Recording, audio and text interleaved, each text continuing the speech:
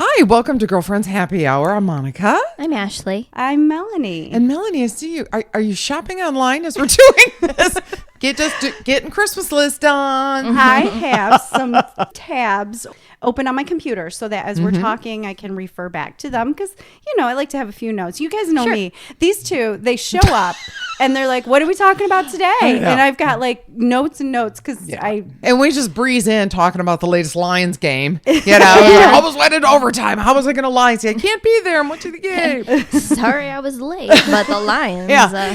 Ashley and I were in the same traffic jam. Yeah, that's it, even though I live next door. Yeah, exactly. You did beat her. You By did. moments, Not by much, though. Yeah, you must exactly. have driven really fast, Ashley. I don't live that far. It only takes me about 10 minutes. Yeah. And I was looking through the window basically as I'm like, okay, and we won. Bye. That was like me. Dropped to my knees. Thank you, Jesus. Lions won. Put my shoes on. Came over. All right, here we go. Oh, and as you guys were doing that, 10 minutes before you got here, all of a sudden I couldn't find my recipe for my cocktail of the day. No. And I'm like, are you kidding me? Because I had it all put together. We have a cocktail that I've called Pure Fuel. Ooh. Because, can you tell me why? What are we talking about today? Pure fuel. Pure fuel. We're talking about Stranger Things. Hmm. So I'm still not connecting the dots. Ashley, you need to refresh on Stranger Apparently Things. I do. No, well, so does Monica because she's looking at me. I've got that blank look. They went to the house party and she's like, what's in this? And this guy's like, pure fuel. Once again, I should have known that. Now that you say that, I remember that scene, but I was Curse you, memory. Or lack thereof. This is totally different than the recipe I had, I'm pretty sure. So at the last minute, I'm like, what am I going to make?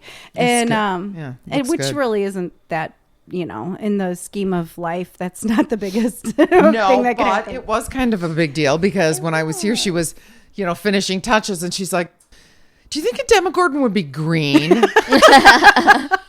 And I'm like, I don't think I've ever been asked that before, but I'm going to go on a limb and go, yeah. Sure. Let's go with the green straws. Yep, I added the green straws and the limes, and we do have a sugar rim for Ashley. This is basically just a beefed up margarita, really. It's got lime juice, tequila, a little bit of orange juice, and triple sec. I mixed it together with some prickly pear syrup that I got online a while ago that I was saving it for a different drink, but I thought, I'm going to try this. And then I topped it off with some sparkling pomegranate juice. So it's pretty red. It's kind of more, It's pretty. I don't know. I don't know, but I know you had Ashley. You had her at sugar rim, and then you had me at tequila. So I was like, boom, we're in. Whatever. Well, I just looked You over. could have said, and then I put arsenic on it. I'm like, still have tequila in it? Yep, I'm in. I just looked over at Ashley, and she's sitting there. I need a picture. Wait, I'm going to take a picture. I didn't put any makeup on today for you ladies. You can't see the makeup from here. All right. Lack thereof. This is She's over. hilarious. Look, yeah, just looking at. Wow. What's really not. Maybe I should cut out Shall I sit like a lady in the podcast on? like a lady, and I'll do a close up. That's funny. There we go. There we go. Okay, that's much better. Listen, I don't sit like a lady normally. No. I wasn't No. during the Lions game. And now Just carrying over. Yeah. And not when we're lounging on the No. carpet here in the podcast lounge. Sorry, everyone. So yeah. Yeah, it seems like Ashley said a little while ago, it seems like forever, and it does seem like forever. Mm-hmm. So catch us up. Well, What's happening? we're going to be talking about Stranger Things, but Yes. I also have some dunce corner stuff, and I Wah, titled wah. it. Yeah, I titled it Dunce Corner.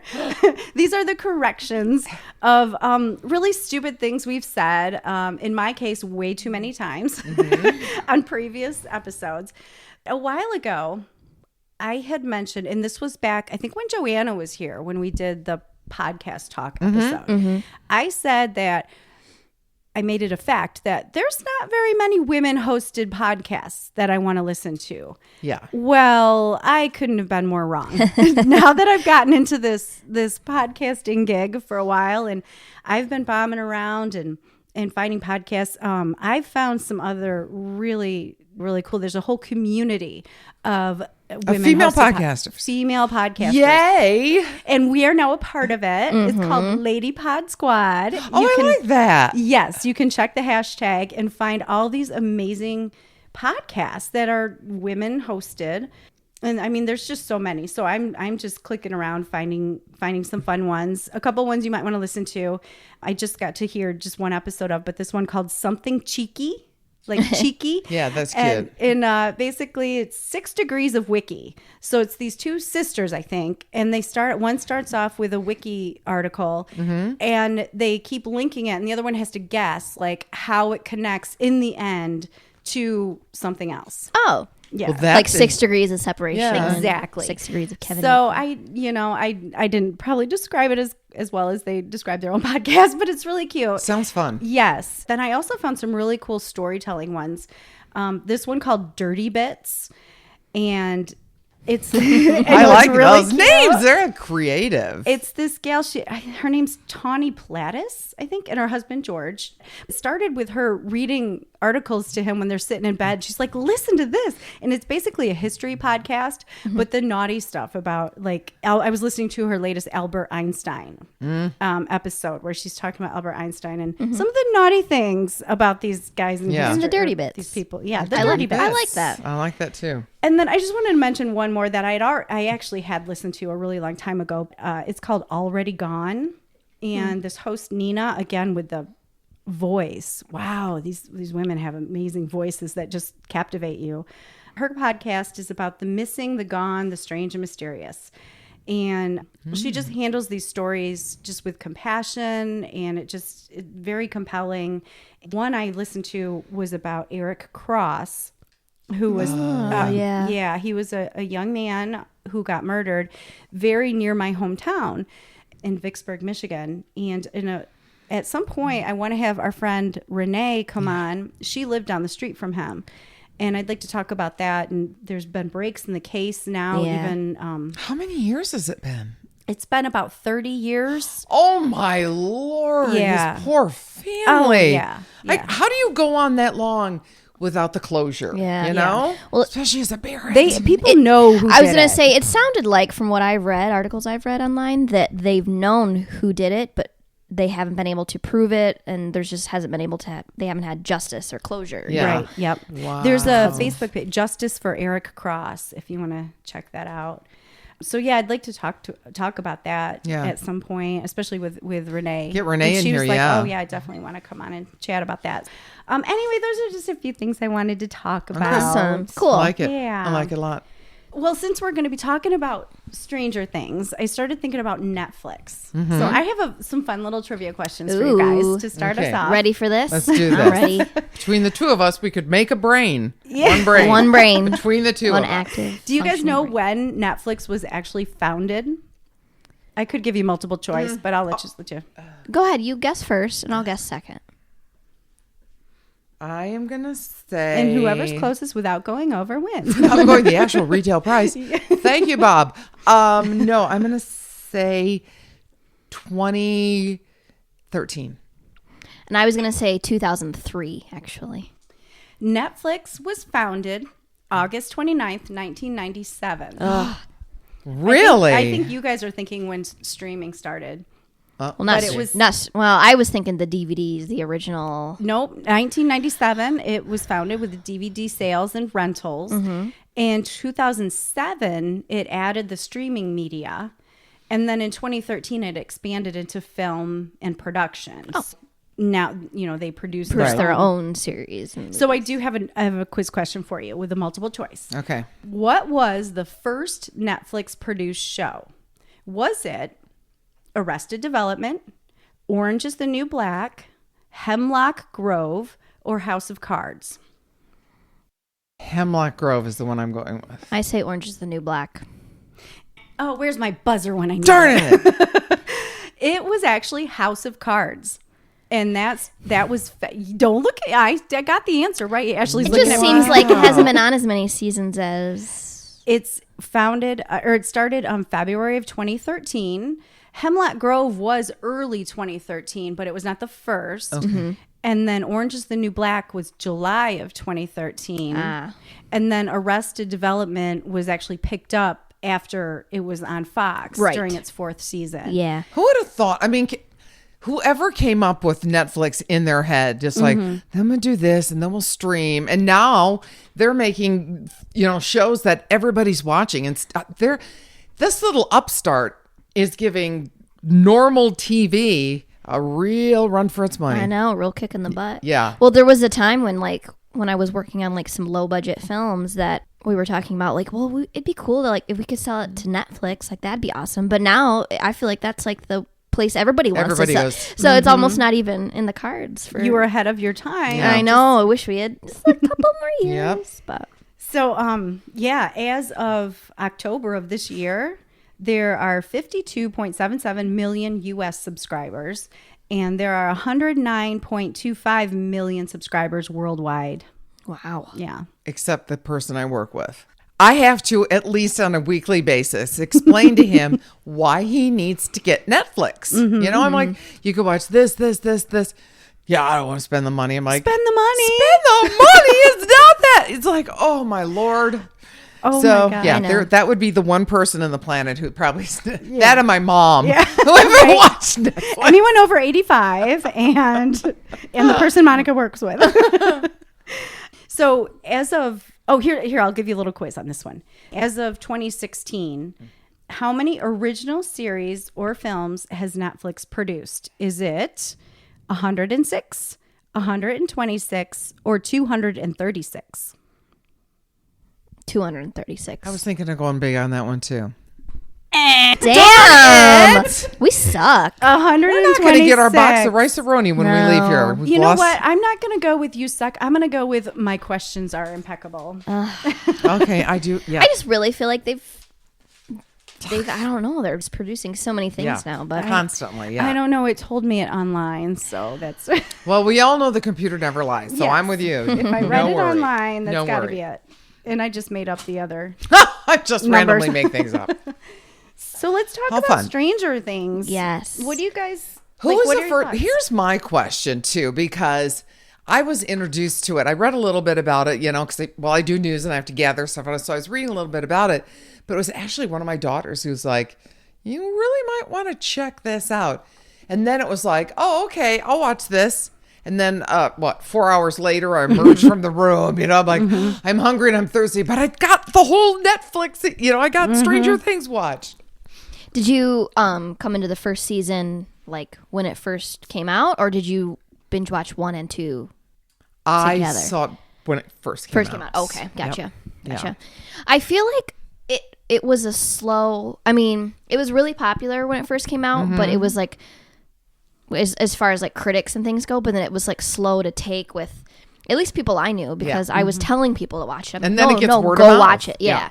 So because I watched it right away and I was 11 for Halloween last year and nobody knew who I was. Oh, she was great. But if I were to be That's here good. this year, everyone would have known who I Right. was. So that was kind of a bummer, but But I just recall my cousin posting, and I'm like, "What's that? I haven't seen it." And Yeah. he's like, "Melanie, you would love it because it's total 80s.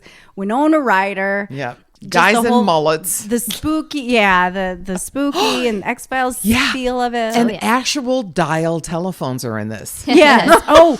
They said, when I was reading a lot about it, the sets and everything in them, they work really hard Yeah. to make it feel like you're in Authentic. a room. You're there, very yeah. authentic. You're in a Yeah. 1980s You have living to. room. Yeah, which is orange shag carpeting and paneling on the walls. Oh and- my gosh, the Will's house kind of reminds me Yeah. of my grandma's house. I mean, my dark yeah. and yeah. Although my first thing, because that is House of Cards, I got hooked on that one too. Mm-hmm. But the one that originally got me started, Making of a Murder.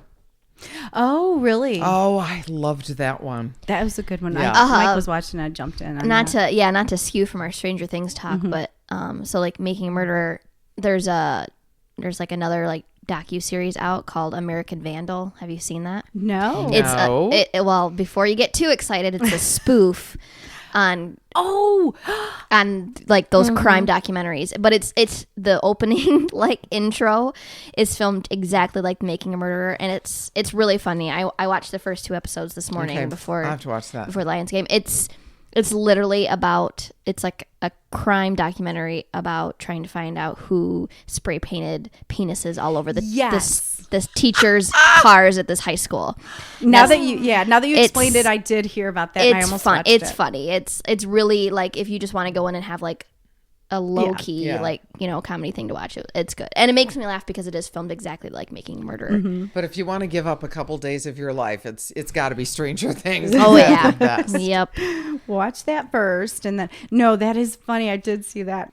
So speaking of like the 80s-ness of Stranger Things, specifically in Stranger Things 2, I feel like there's even more 80s throwback in this season. Yes. Like Easter eggs of things that you're like, oh, that's from that movie and that's from that movie. And And a lot of nods towards Stephen King, where with the Stand By Me, they're walking down the railroad tracks.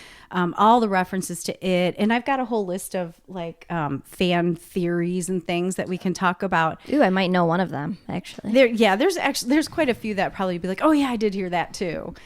The one that stuck out the most to me, and that's just if you just click on like the Netflix description of Stranger Things, that picture of Will opening the door.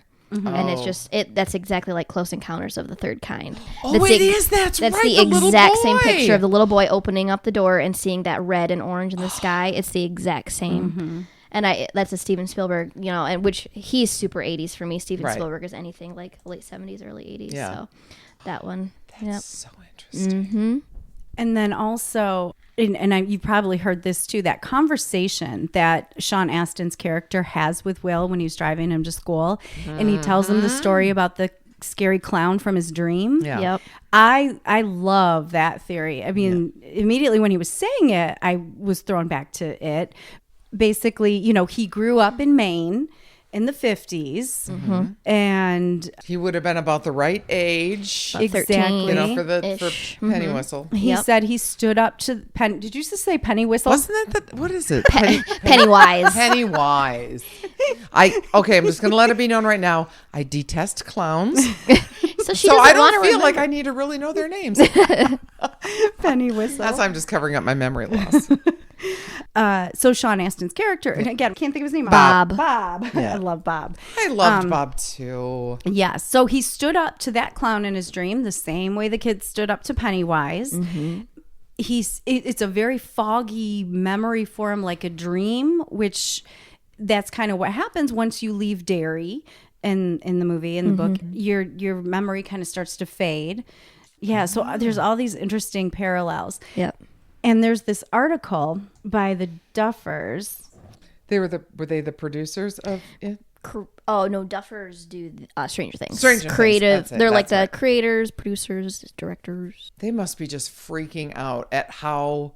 For me, if you get a lot of people watching, that's one thing. But when it's word of mouth, to me, that's really the seller. Yep. Okay, so there was this article in Vulture. And I'm sure we all subscribe to that, don't we? Okay, so he talks about how he did love it, but he said, we both have a problem with clowns, Matt Duffer said. He said, I've had it my entire life. I had it when I was really little. It was a problem for me. In 1990, when the miniseries and Tim Curry's performance as Pennywise came out, it really messed me up, scarred me in a major way. And so, he doesn't say that necessarily, there is a connection. He just said that clowns are scary to him. But he's aware of. Yeah. Oh, yeah. And I love it when the internet gets a buzz with all this. Oh, well, what do you think? Do you think this is connected? And I heard him say this, which he said in this movie. And I tend to get sucked into it just because it's fun watching people just act crazy. He also said, he goes, I'm sure we were just like, hey, it'd be cute if Bob suggests moving to Maine right next to Stephen King. And Stephen King loves Stranger Things. He's tweeted about that. And his tweet said, watching Stranger Things is like watching Stephen King's greatest hits. I mean that in a good way. Last year. Yeah. And I mean, Stephen King, a lot of his stories revolve around like his adolescence and growing up and just like absolutely. so I'm sure he loves this and having all the throwbacks. That's just something he wished he could have written or something. You got to give kudos to the Duffer brothers though, because everyone that they have cast in every role, it's like, okay, that's perfect. I couldn't think of anyone else. Like Matthew Modine. Who would have Yeah. thought of all actors? You know what? Let's grab Matthew Modine. You know, he always played the good guys in all these movies, and now it's like, oh wow, what a great choice. Yep.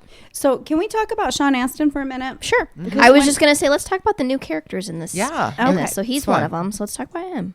I wanted to kind of talk about him personally because when I was reading some things about this, he's so cute because, you know, everyone's like, oh, you know, he's from the Goonies. He's from the 80s. He's Rudy. Was he in the movie Rudy? Well, yes, Okay. Rudy. I love that movie.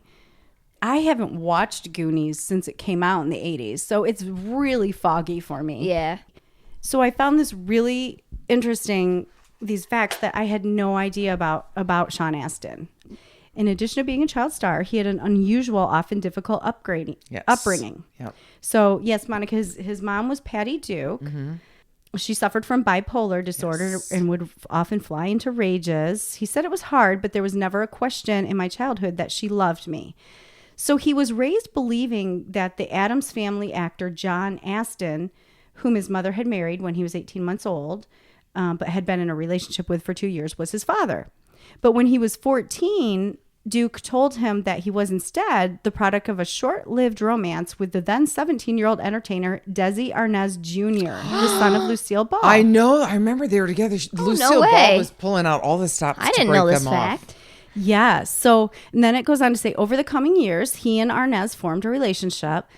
But then, 11 years later, Sean met a relative of Michael Tell, a music promoter who had been married to Patty Duke for 13 days immediately after her relationship with Arnaz. The relative suggested that Sean might actually be related to Tell. A DNA test later proved it. Michael Tell was Sean Astin's biological father. Dude, she was a dumpster fire. Wow. No Seriously. doubt. Like, I'm sorry. I mean, I understand that I'm not making fun of mental illness, but holy crap for that.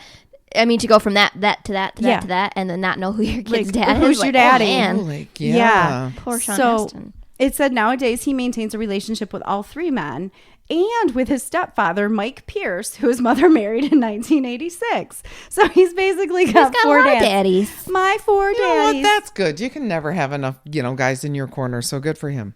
He said his mom was irritated with him for a period of 25. I'm sorry, I read that wrong. I thought it was for a period of 25 years. I'm going to say that's a long time to hold some kind of grudge.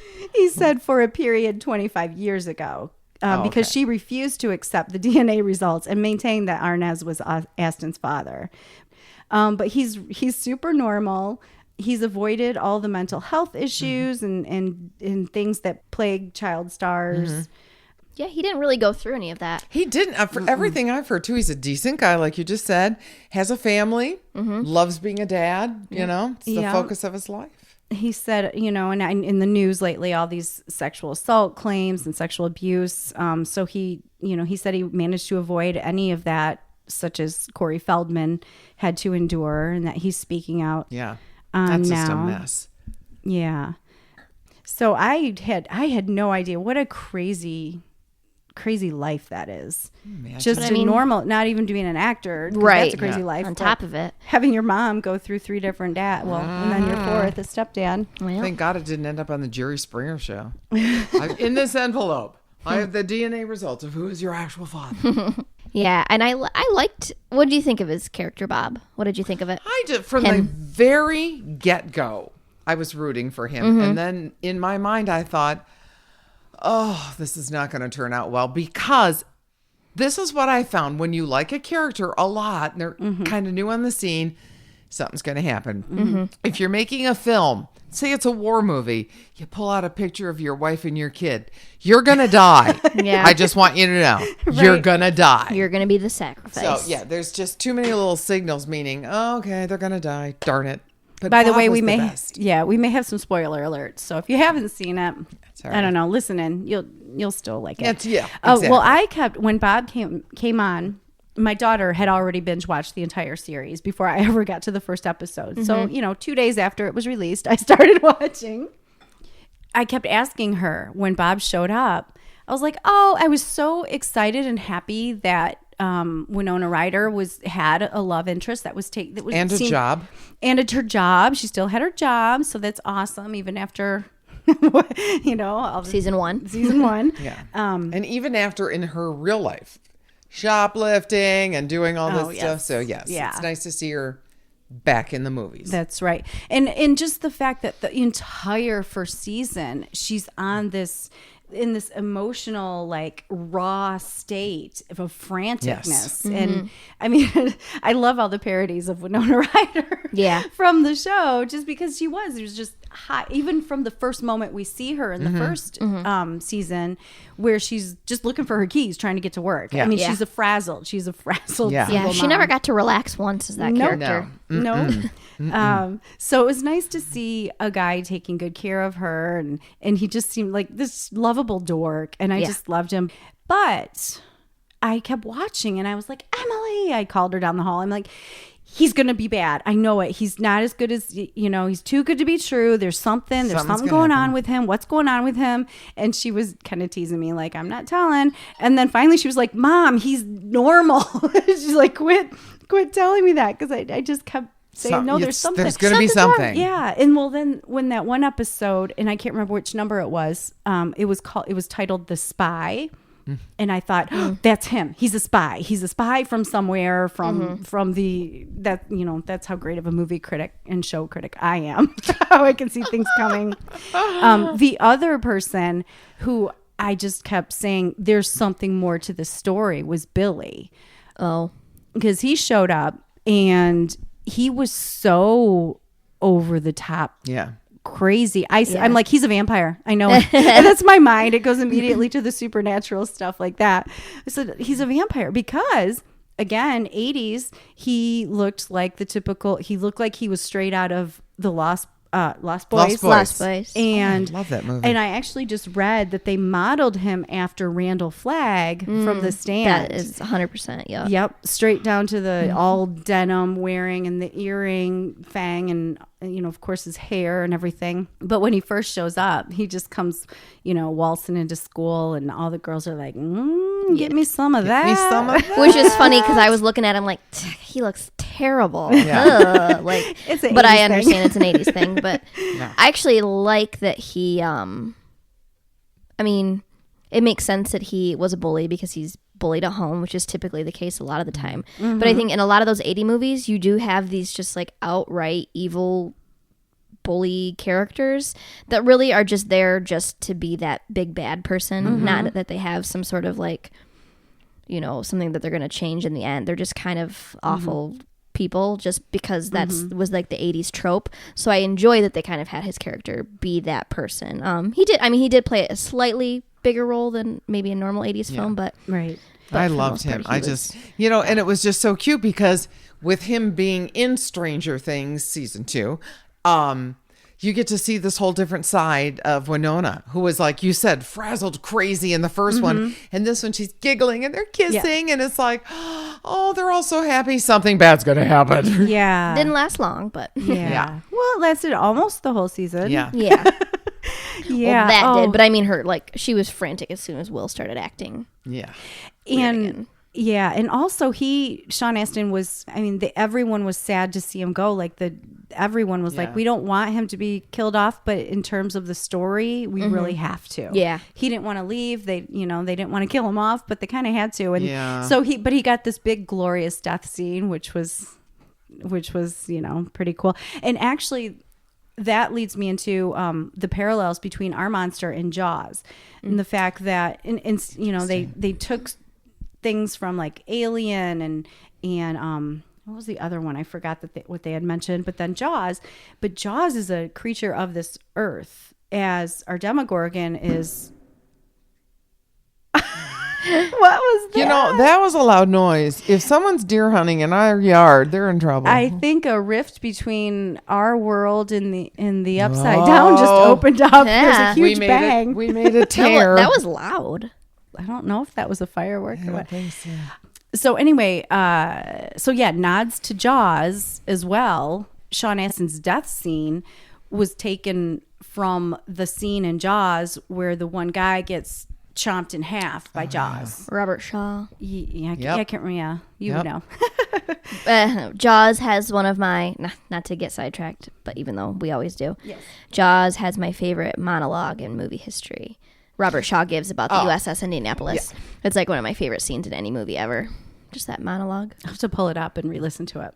I could almost do it for you. Just do it for us next time. Do I want to sit here for 12 minutes of me just talking into the microphone? Yeah. Probably not. Well, yeah, I do that. Yeah, we go to the bathroom, go get a snack. Yeah, I'll still be here. Just keep Ashley talking. I read something about how it parallels like Alien and Aliens, how like in the first movie Alien, obviously there's just one, just like in Stranger Things there's just one Demogorgon, and then a second one there's multiple Demogorgons and multiple aliens in the second film. So I like that parallel. Right. Real quick, just to go back to Billy and Steve. In season 1, Steve was supposed to be more of a Billy character, even going so far as to having raped Nancy.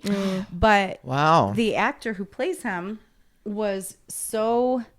I'm trying to think, what's his name? Steve Harrington. I can't think of the actor who plays him.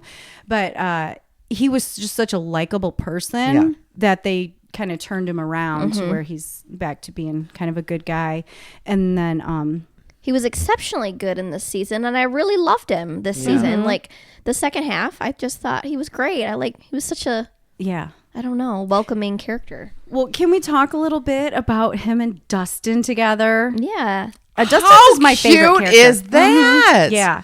It's like, I'm going to take you under my wing. I'm going to show you how to do the hair. I mean, it was just like, that just made my heart happy, you know? And just their little like Stand By Me road trip thing that they had, you know, it was so cute. And he was just like Babysitter Steve. There was this meme that was like Babysitter's Club. Yeah. Those books, and it was just Steve on the front cover with all the kids behind him, and it was funny. Yeah, great babysitter. He takes him to the dump and the junkyard and tries to lure all the little demodogs in. Oh, I was so scared. I thought he was going to get eaten at that moment. I was actually thinking he was going to be, that maybe they'd have a couple casualties in this season, and he was going to be one of them. I was like, well, Nancy's not really with him. He's kind of like turning good, so then he'll probably get eaten because he's not evil anymore, not mean anymore. He found his conscience. Yep, he sure did. I really liked Max, the new girl, too. I thought that actress did a really great job. She did do a good job. And I think it was probably like, you know how any season of any show, they bring in new characters when you already have established characters that you love. That's why it's kind of awkward sometimes. Where they don't, you know, not like a Bob character where he like is enhancing the story of like, you know, Joyce being happy and in love. And like, so Max is just thrown into the mix to stir things up, obviously, between the boys. Yeah, kind of like a filler because 11 isn't with the group anymore. So I think a lot of people are probably like, oh, who's this new girl? Like, you know, they're introducing this new girl character, but she's not 11. So we, you know, but I actually think she did a really good job. The actress was really great. And I think her character served a good purpose as far as like showing that the boys are kind of growing up. Yes. You know, and then they're noticing girls. Because in the first season, Mike was the one who kind of had a crush on 11. And the other boys were like, what are you doing? And now this season, you know, they all Dustin got their girl eyes going. They're all like, look, they're fighting over her. So right. I liked her character a lot. I think it added good tension. I agree, and I really liked her character. What I didn't necessarily like is the female jealousy component that they brought in when Al sees Mike with Max, and she gets really jealous. And then when she met her at the end, she was really rude to her. But I mean, 11 doesn't have a lot of social skills either. She has next to none. Yeah. And if you think about her, I mean, she's been like pining for him alone in a cabin practically for, you know, a year and then some, and then to like finally get a glimpse of him and he's like flirting with another girl. Yeah, I mean, and she's also, what is she, 13? Yeah. Like, yeah, she's gonna be pissy bitch. Like, she's gonna be mad. Like all 13-year-old girls. I don't blame her. I don't blame her for that. But I know what you mean. Yeah. At the end, I would have thought she probably would have come around a little bit, but also she's 11 and she, you know, she is who she is. She doesn't care. Oh, how about that entrance? When she finally comes back into the boy's life. Yeah, in the cabin. And she saves them when they're at Will's house. Yes. Oh, yeah, Will's house, yep. Yeah, no, not in the beginning. That's another pairing that I thought was beautiful. Which Her and Hopper. Ellen Hopper. Oh yeah. I loved the like the daddy daughterness of it because he lost a daughter and then to like kind of be protecting her and taking care of her and doing what he thinks is best, even if it's not always It's not always the best, which is how any, I feel like I'm not a parent, but No. But you always you think know, you're he doing was your just best. like so. Oh, I don't want anyone to see you. You can't do this. And again, going back to losing his daughter, he's like, I've got to control this situation. And Yep, holding on to her for dear life Yes. when really she needed. Yeah. She was going to explode basically, like she did, and go off and rebel Yeah. as but teenagers for typically him, do. he has a daughter again. Yeah. You know, to fill that huge hole in his heart. So here's a couple of fan theories that are really interesting about Hopper. I was going to mention it, so I Yeah. think I know what you're going to say. Well, there's I two don't. different ones. One is, of course, that Hopper's daughter had been taken and experimented on by the lab. But the other one is that 11 is Hopper's daughter. And there's like the upside down is like it's more of a rift in the space-time continuum. And that she actually is his real daughter, Sarah. Because the one part, so they show that flashback scene that's just heartbreaking, It's basically. horrible. Yeah. And so his daughter, Sarah, like in that, she froze and like had this panic. Do you remember that? Yeah, yeah. It was like she saw something or something happened. It was very reminiscent of when Will like went into his fugue state. So some people are saying, well, maybe, maybe that's, she actually went to the upside down too, or she got taken to the lab, or all these. I think things. you could like look into it, but I think you could also poke holes in that theory. Oh, sure. Yeah. But they're fun to It's- read yeah, about. But they're they are to fun. talk You know, about. and just Yeah. see how crazy people go and to what extent they take it. So which one did you hear? Well, and it's not necessarily a theory, I guess, but it's it is the hair tie. I don't know if you've seen that meme go around of the hair tie. No, I don't. So when his daughter Sarah is in that fugue state or whatever, the actress, she has pigtails and they're like these bright blue hair ties that she has in her hair. Oh, seriously? And then in like there's like another picture where when he's reading a book to her when she's bald, when she's her head shaved, he has the hair tie around his wrist as like a bracelet. And then when 11 goes to the dance with Mike, she's wearing the blue. Like so it's like I was a on- memento. wow. It's like a memento he's like passed down to her. I just and got it's like chills. No, Yeah. you know, it's funny you would do that because bring that up because today I was kind of looking at that and one of the things popped up and they drew a circle around it like look here and I'm like, well, it's a bracelet, but I don't understand it. And So that's what it is. So just like a little, not anything that they have to like bring attention to, but just the fact that he's like now he has another daughter. Basically, he's passed on this memento from his daughter to his new daughter now. Because I think also 11 by the end, when she leaves her sister or whatever, she realizes that like Hopper and Mike and that whole crowd, that's her family. Like as much as she was, she needed to see her mom, she needed to figure this stuff out for herself. She now knows where her real home is, and she does think of Hopper as her dad, I think, and she does, love the people that she's with now. So that's Kind of like a stepdad. stepdad. Oh yeah. my gosh, that fight scene between them. The tantrum, basically, The tantrum, between yes. both of them. But both of them throwing a tantrum, and it was kind of like I don't know, not surprised. I don't know the word for it, but when Hopper was just like pissed off, I know. and he wasn't not even scared one bit because Al could crush him. Yeah. And he wasn't scared at all. He continues to yell at her. And when he was going to take away her TV, he's like 1 week and 2 weeks, a month, and forever. Yeah. Yeah. He just kept upping it. And she got so mad and she goes stomping, she throws the couch against him and she throws the dictionary at him. And then when she runs, she stomps in her room and slams the door. I don't know if that was in the script. I feel like I read something where it just kind of like progressed that way. Right. And like she came up with that or somebody came up with that. And so she just slams the door. Typical which is teenage. what a 13-year-old girl Yeah. does when she's mad.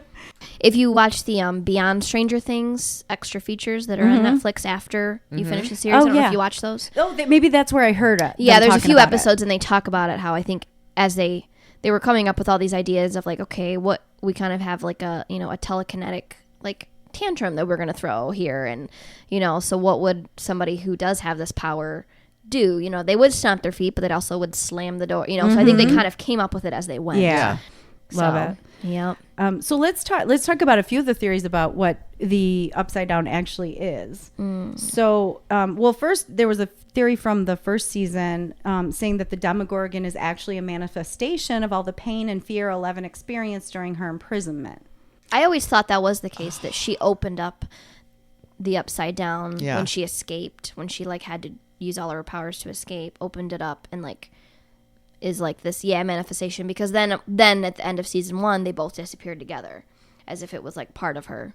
But now I'm not so sure. Maybe that was possibly a theory at one point, but I don't think that it would be anymore. I think it would kind of steer away from that now, because it's actually a creature that grows. Do you know what I mean? Like now it's like, you know, Dustin's little pet, you know. So And the way that the Demogorgon would store the bodies, like Barb. I think we all need a drink to Barb. To Barb. Yeah, we never did our cheers. Let's cheers to Barb. Cheers to Barb. cheers to Barb. Still a lovable character. But she was down in the upside down, trapped like the clowns. Pennywise, correct? I keep wanting to say it wrong. Penny But whistle. His people were the same way, except they were floating, because we all float here. And I don't know. It's just weird. It's like Alien too. You know, at the bottom of the ship, and they were all like laying It's there. very reminiscent of Alien, because I think it obviously does something to where Will coughed up a slug. You know, so I don't know if it's like laying eggs or what it's doing, but it reminds me of Alien, of being trapped and having being like a vessel for more creatures, being a host. Oh, yeah. My mind just went when you coughed up the slug, and it went to Dustin, and then it went to the relationships we see now between the kids and their parents. And oh my gosh, Dustin's mom, she's just like I would have pictured her, and she's just so funny. I love She's a good got the cat. actress. She's been in a few different things, and I've always liked her. She's good in that. Yeah. And Dustin is my favorite character. He's I adore him. He's a really good, well-rounded character. Like I think He's just so darn cute. Yeah. You know, and he's so relatable in the role he plays. It's like, oh, I went to high school or I went to grade school with a couple of kids that were just like him, you know? Yeah. Just earnest and want to have fun, and let's follow these rules that we've set for games and Dungeons and Dragons and all that. I like him. My heart was like, I teared up at the very end of the dance when he like was so brave going and thinking, you know, he's like, I got my slick back hair, you know, and going up to girls and them like denying him. And then he was he looked so sad. Like I believe. Oh, he was sobbing. Oh man. And I was just like, my heart, I'm like, oh my God. And I loved that Nancy would have done kind of like the thing that like I would have done that too. I'd be like, oh my God, yes, I'm going to dance with this poor kid. My little brother's friend. And he's always had a crush on her from the first and then it turned heads because he was dancing with Nancy. So the other girls were like, that. that's something we haven't really seen yet in him. Kind of like in Clueless. Oh, that one scene in Clueless Clueless where she's like, how dare you after the best, most incredible night of my life, and you never call me again? He's like, huh? What? So she was trying, because he was the snotty girls were being really rude to this guy. But anyway, so a little thing, and I forget how do you say his name? Is it Gaten Matarazzo? Gaten Matarazzo. The thing he has is cleidocranial dysplasia, CCD. So it's really, I think it's wonderful that he said he had a lot of trouble getting acting parts and things, and they finally they embraced him and wrote this into the script. Yeah. But he was on Broadway too, because he's a very good singer. So he was on Broadway in Les Mis. There's a couple videos of him singing like the national anthem at like football or baseball games. I watched that. I think he and his sister. Yeah, and he's a really good singer. They actually all are. Did you see that Jimmy Fallon? Yes. Yeah, it was so cute. Yeah. I don't think Monica did. That was really Did you see it? No. All the Stranger Things boys singing Motown hits on Jimmy Fallon. No, but I've seen them on several times before. He likes them. He has them on his guest a lot. Oh yeah. Yeah. Well, that was one of my trivia questions, but we'll just talk about it now, was the fact that he's teamed up with this newly formed nonprofit called CCD Smiles. Oh. It's basically to put people together who have this very rare disease. It's 1 in a million people who would have this disease. and it is genetic. Let's see. It says males and females are equally commonly affected. Let's see. I'd never heard of it before. Yeah. So there's actually another sort of somewhat famous person who has this. And this is from, I think this is Wikipedia. It says in 1987, a young girl named Jessica McClure fell down a narrow well pipe in her family's Texas property. Oh, yeah. Oh, baby Jessica. We all know the story of baby Jessica. Well, the gentleman, Ron Short, a roofing contractor who was born without collarbones because of cleidocranial well, it says Dysplasia. dysostosis. It says something different than dysplasia, but born without shoulders? so he could collapse his shoulders and get down in there. There's a story about him. Didn't he end up committing suicide or something? I thought he like danced at her wedding or something. I thought it was like something nicer, but I'll I could be have to look 100% that up. wrong. I have no idea. I feel I'm like maybe he mixing was up so different messed stories. up from that he you know what? I'm gonna look that up for next time. We'll see. Okay. We'll see who's in Dunce Corner Dunce that Corner. time. Dun, dun, next dun. time. So anyway, I just thought that was really cool. And if you want to, ccdsmiles.org is the website. But yeah, he's and the end there at the dance. So I couldn't sweet. decide. I was gonna maybe make a drink called the Snowball for the Snowball dance. We're going to just eat the hostess snowballs. Oh God, no. And fill them with liquor and put a straw in it. Oh, well, maybe. We should do that. Okay, well, we're just jumping in with Dunce Corner before we even hit the next episode. It wasn't Clueless. It was Legally It Blonde. was Legally Blonde, yeah. Sorry. So we're a part of Dunce Corner forever. This is our way of just making other people feel smarter. That's right. That's our entire reason. That's all. Because doing we're this really podcast. brainiacs. So you're We just don't welcome. want to come across like that. Okay, so let me do a few little quiz questions since we're here. Unless was there anything else we want to talk about? I love the dance scene. It's so cute. The kid who plays Mike, he like whispers to Elle. He's like, "I'm coming in," before he kissed her. Yeah, you can see it. So you can see him cute. say So it. cute. Yeah. I'm coming in. Oh, and one other thing, Lucas's little sister is so, and you can see. So now you get a glimpse at their personalities too. Lucas is always like angry and like you know he's trying to defend himself. His sister's like, "You gonna hang out with your dork friends tonight?" Yeah, she was funny. I liked her. She was good. Yeah. So maybe we'll see more of her. I think we covered almost everything except for maybe Elle's venture out to like London with her like sister or whatever in that gang, which I didn't like that episode. London. Where was it? It was like Philadelphia. Yeah. Oh, I thought it was like London. I thought she was out. She would have gone her far accent from maybe London. must not. have thrown you, maybe. yes. Maybe that's what That's I what don't honestly. I didn't know. I just assumed it but was the like guy with somewhere that far away. huge afro with, honey, that's pure American. That's true. That's true.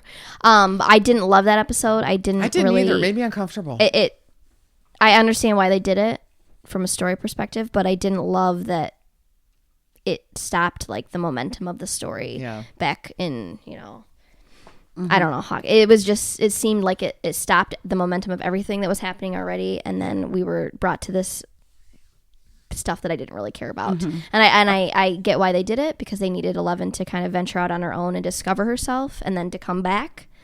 But I just didn't like it, so I don't know. And I said Philadelphia. It could be Pittsburgh. I don't know, but I swear it was a like big city Pennsylvania. somewhere. It was Maybe a it was big New York City.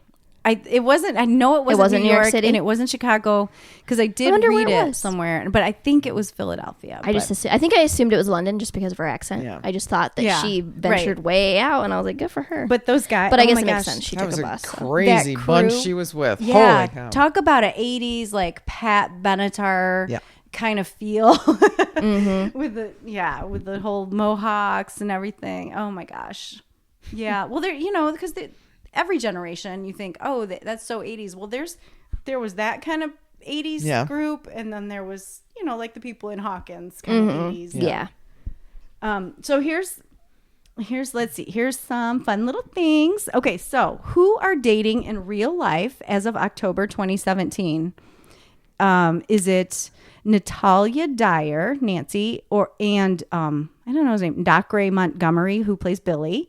Is it Sadie Sink, who's Max, and Noah Schnapp, who's Will? Or is it Natalia Dyer and Charlie Heaton, who plays Jonathan? It's Natalia and Charlie. I'll go with that one. And you would be correct. Oh. Which I actually knew already. Oh my I God. And know. I love that It's one kind of on the scene news all when they over. went to the hotel. Well, no, 2 rooms. And they got Yeah. 2 rooms. And all of a sudden, the exact moment they burst out in the yes. hall and kiss. I'm like, I love this. Oh, that's like every 80s rom-com. Oh, yeah. And all they actually- needed was Matthew Broderick with a big radio on his shoulder. It would have been Yeah. perfect. Yeah, and actually that scene where they're standing on the other side of the door to each other, talking Yeah. to themselves, is exactly played out on another scene in a movie, and I can't think of the movie now. Another 80s movie. So, yeah. Give me a day. I might come up There's with a it. few that are like that. I Yeah. feel like have. That Oh, scene. yeah. It's, maybe it's corny cliche, but I love it. I loved it. Oh, it was super. Yeah, it was yeah, fun. it's fun. So here's another. The state trooper guarding the morgue is reading what by Stephen King? Is it? I remember it. I'm going to say The Shining. I think it was The Dead Zone. I was gonna give you 4 Oh, sorry. Oh, I was like, I remember taking. We jumped the gun. I Okay, remember give us- taking and you're mental both note. wrong. Darn it! Was it? The Stand, Cujo, or The Dead Zone? I really thought it was The Dead Zone. Was it Cujo? The Stand. It was Cujo. Monica got Cujo. that Good job. That is my first. Thank you. The Detroit Lions won today, and now Monica won. Monica right. won. Monica It's going to won. be the best day ever. So yeah. Oh, and we're talking about It and everything. The Duffer Brothers originally wanted to direct the remake of Stephen King's It, but they were turned down. Were they pretty much an unproven quality of work there? Maybe. Okay, I didn't go any further than I mean, Okay, I would assume they only would have had. This probably hadn't even really come out yet Yeah. when pre-production was going on, so they probably didn't really have much under their belt. No. Now would be a different case, but Yeah, they're amazing. I just those shows you watch it and it's like this is exactly how it was. they're awkward in interviews though.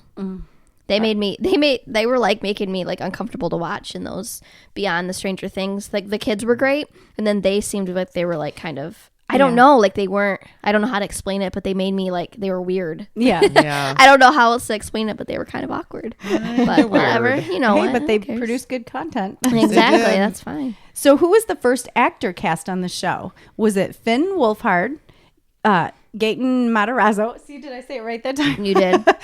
Millie Bobby Brown, or Natalia Dyer? I think it was Finn. It was Gayton. Was it? It was Gaten. It was Gayton. Do you know? I saw that on a show, and Finn was talking about when he sent in his audition tape. He was homesick, so they did it in his bed. His audition. You can tape watch was in his You bed. can watch them. They're Yes. super adorable. Except for like Millie, she was just sobbing the entire. Her audition tape is just like her crying. She's really good at that. Did you see Billy's audition tape? The guy who plays Billy? You got to watch it. It's really kind of weird and crazy and creepy and odd. So we got the part. 'Cause he was So Yeah. that's Weird and exactly. crazy. Yeah, he definitely got you got to look it up. Totally look that up. So here's another interesting fact. It says Winona Ryder portrays a mother whose child has gone missing. In real life, Ryder dedicated the film Little Women that she was in 1994 to Polly Hannah Klass. Oh yes. Yeah. And we all Polly know Klass. that Polly Klass was a young girl Yep. who went missing in California and was later found to have been kidnapped and brutally murdered. Winona offered a $200,000 reward for anyone with information. And as of 2016, she still remains a strong supporter of the Polly Klass Foundation for Prevention of Child Abduction. The thing that was first of all, that's the most horrible thing that could happen. But she was taken from a slumber party, yeah. with a room full of kids. Girls, yep. You know? I remember Yeah. that one. That one was Oh, it's heartbreaking. sad. So, well, let's just do one last, just little Okay. fun trivia question. Okay. Bring it. Which actor showed up to set one day covered in glitter? Was it Finn Wolfhard, Randy Havens, Millie Bobby Brown, or Natalia Dyer? Millie Bobby Brown. I'll say Finn Wolfhard. It was Millie Bobby Brown. Good job. I am on a roll tonight. So it says the Duffer Brothers praised Millie Bobby Brown as a precociously gifted young actor and able to adjust her performance to different lens or camera positions in a way that most child actors don't know how to do. But they also said there were times that they were reminded she was just a little girl. So yeah, one day she showed up just covered head to toe in glitter, and she's like, I don't know where this glitter came from. I just feel like sparkling today. have days like that too. She's. Oh, go ahead, Melanie. Oh, I was just gonna say they said that removing the glitter delayed their shooting schedule 45 minutes. That's not too bad. Yeah. Well, you know what? If it builds up her self-esteem, good for her. I know. She's very. If you watch interviews with her, she doesn't seem like she's 13 though. She seems like she's like 23. She's very articulate, very smart, and is quick with humor. Like when she was on Jimmy Fallon also. And it was funny to see the contrast between her and the boys because she came on first and it was just her. And they had a conversation like they were both adults and she would like laugh at the appropriate time. Like she was really smart. And then the boys come on and then they seem like they're 13-year-old boys. Yeah. Like they're just like laughing Typical. at everything and making like fart jokes. You know what I mean? They're just Like like 13-year-old 13-year-old boys. boys. And she seems like she's an adult. So which is crazy. I don't know. Interesting. Yep. Well, Bottom just goes line, to it's show a you. great show. If you don't Yes. have it yet, specifically get Netflix for that, and then you can enjoy all the other things. But that's If wonderful. you haven't watched it yet, sorry, we spoiled the entire did, thing yeah. for you, but Thanks for hanging in there with us. I don't think we really spoiled too much. Not too No. much now. It gives you some food for thought as you're watching it, and keep an eye on those characters. And maybe you won't think that Bob is some creature from the underworld coming to get him, Yeah, now or you that know. Billy's a vampire. Yeah. nope. It's just where my mind goes. So, well, all right, you guys. Thanks for hanging out with us today. Yes. It was a And, blast. we look forward to seeing you next time. Remember, you can connect with us on Facebook. We're on Facebook, Twitter, Instagram. I even have a Pinterest. Yeah, do you guys even know you can pin stuff? No, Oh, I yeah. don't know. I don't know if they know, but you can find us Girlfriends Happy Hour on Facebook. Email us, girlfriendshappyhour@gmail.com. Let us know how we're doing. What we'd really appreciate if you could rate and review and subscribe to us on our iTunes page. We're hosted by Libsyn Podcasts. You can find all the links online. I send out the links every time. So wherever you listen to podcasts. But the important thing is if you could really just give us a rating, write us a review, Yes. download our episode. If you subscribe, you automatically get notified when a new episode airs. That way we can just keep spreading the word about I like that, yes. our fun little podcast here. Absolutely. Here in the podcast lounge. Keep bringing you good content. So thanks so much for listening, and we'll see you next time. There's always a seat at the bar for you. All right. Cheers. Cheers.